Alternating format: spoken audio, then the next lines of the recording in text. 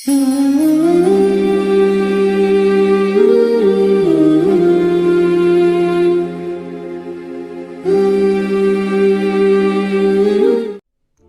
مصر میں سے ایک شخص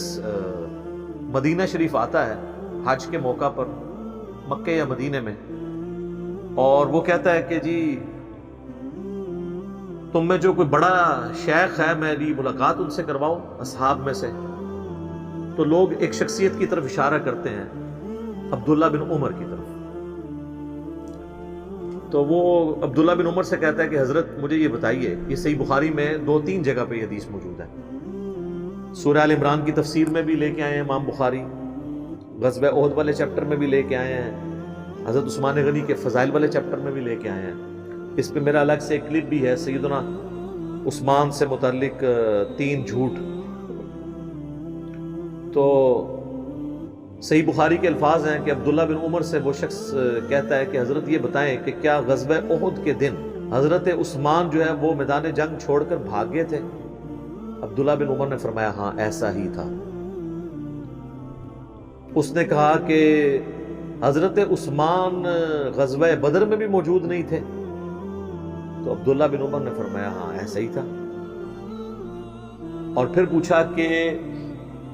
جن اصحاب نے درخت کے نیچے رسول اللہ کی بیعت کی جس میں سورہ فتح نازل ہوئی، اصحاب شجرہ جن کے بارے میں صحیح مسلم میں حدیث ہے کہ مجھے اللہ سے امید ہے جنہوں نے درخت کے نیچے میری بیعت کی جہنم کی آگ انہیں نہیں چھوئے گی،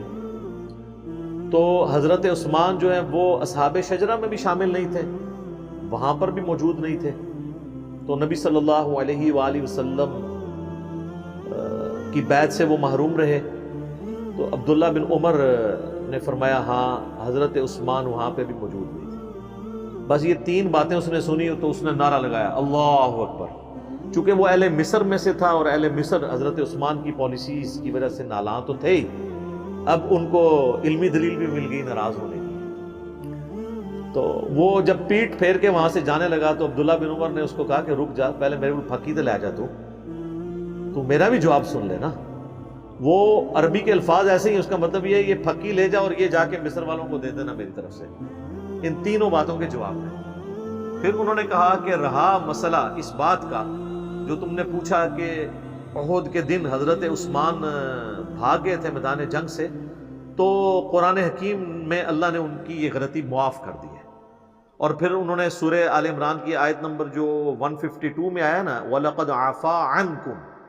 بے شک اللہ تمہیں معاف کر چکا۔ ایک یہ آگے چل کے پھر ایک اور آیت آئے گی اسی کانٹیکسٹ کے اندر،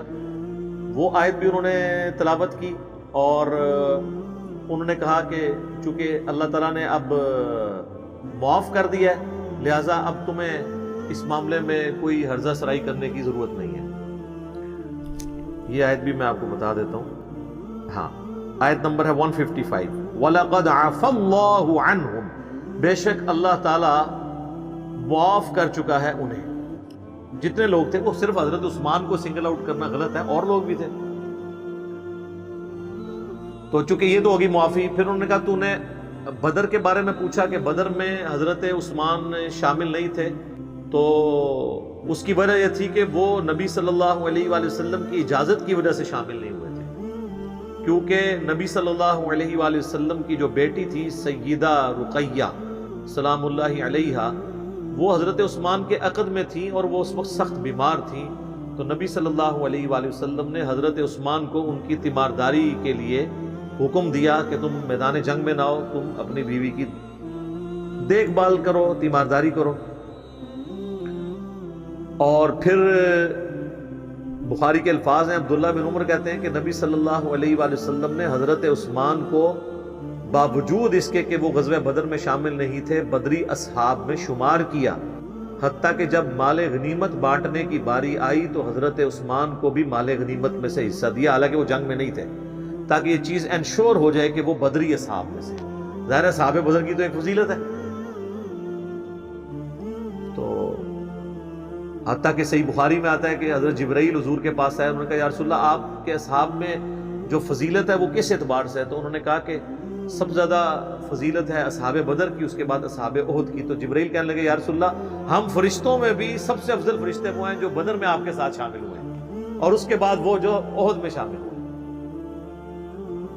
صلاۃ بر محمد وآل محمد اللہم صلی علی محمد وعلی آل محمد، یعنی حضور کی نسبت ہے الحمدللہ۔ تو انہوں نے کہا کہ عبداللہ بن عمر نے اس کے جواب میں کہا کہ بھئی وہ تو بدری اصحاب میں شامل ہیں۔ رہا تیسرا مسئلہ جو تم نے کہا کہ صلح حدیبیہ کے موقع پر اصحاب شجرہ میں وہ شامل نہیں تھے، تو واللہ اس دن عثمان سے زیادہ معزز شخص ہی کوئی نہیں، کیونکہ حضور علیہ السلام نے انہیں اپنا سفیر بنا کے اہل مکہ کی طرف بھیجا تھا، اور جب عثمان رضی اللہ تعالیٰ عنہ کی قتل کی افواہ مشہور ہو گئی تو حضور نے جو موت پہ بیعت لی تھی عثمان کے لیے تو لی تھی، وہ سب سے زیادہ معزز تھا اس دن،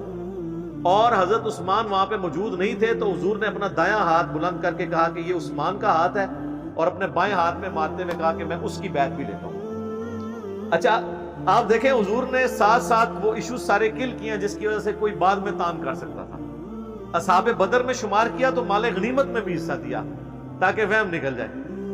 یہاں پر بھی اصحاب شجرہ میں وہ شامل نہیں تھے، لیکن یہ چیز لوگ بھول گئے کہ اصحاب شجرہ کی جو بیعت موت پہ ہوئی تھی وہ حضرت عثمان کے قتل کے بدلے کے لیے ہوئی تھی۔